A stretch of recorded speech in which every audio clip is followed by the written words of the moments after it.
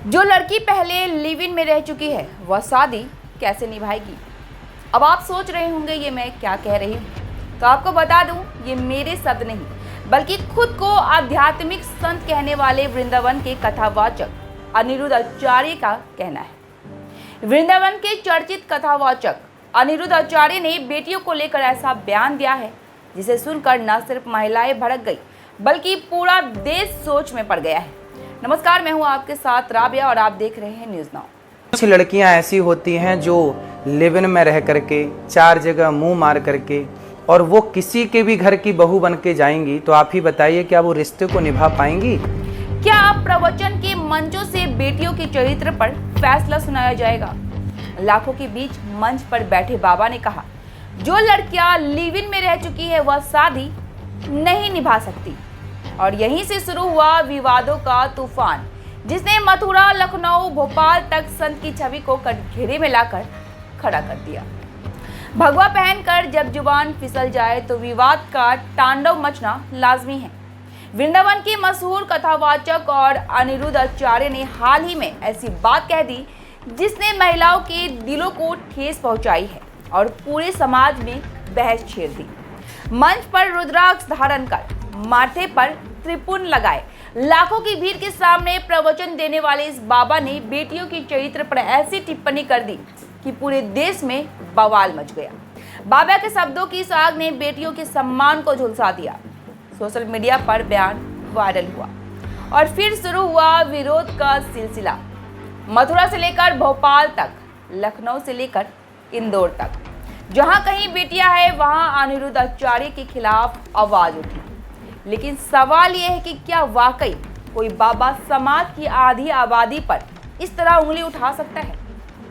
अनिरुद्ध आचार्य, जिनका असली नाम अनिरुद्ध राम तिवारी है, आज देश भर में कथावाचक के रूप में मशहूर है। एक बार क्योंकि अब लड़कियां लाते हैं 25 साल की। अब 25 साल की लड़की 4 जगह वो मुंह मार चुकी होती है, सब नहीं पर बहुत।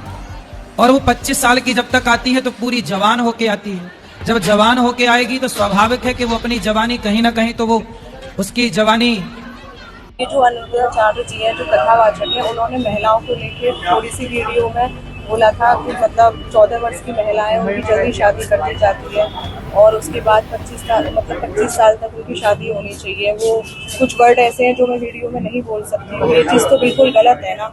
आप भागवताचार रहे हैं या फिर महिलाओं के विरुद्ध कर रहे हो इसमें। कुछ लड़कियां ऐसी होती हैं जो लिव इन में रह करके 4 जगह मुंह मार करके और वो किसी के भी घर की बहू बन के जाएंगी, तो आप ही बताइए क्या वो रिश्ते को निभा पाएंगी?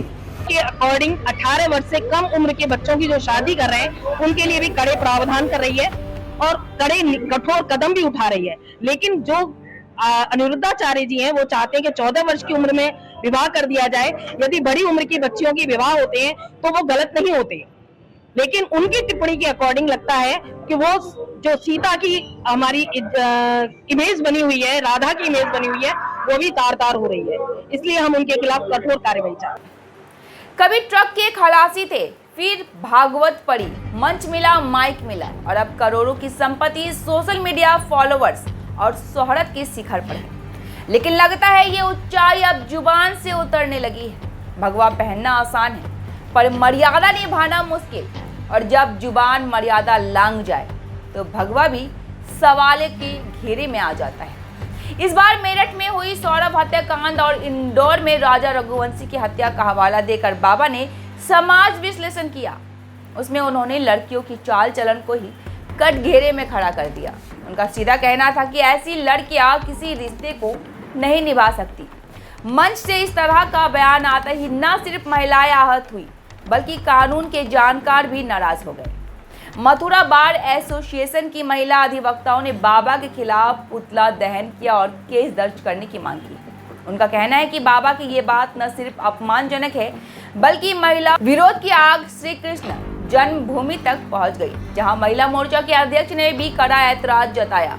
मथुरा की गलियों से लेकर लखनऊ के कोर्ट तक बेटियों ने सवाल दाग दिए। क्या आप समाज की लड़कियां प्रवचन मंचों पर जज की कुर्सी से तौली जाएगी?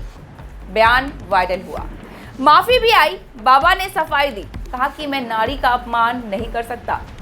लेकिन फिर उसी माफीनामे में भरा हुआ मिला एक नया जहर।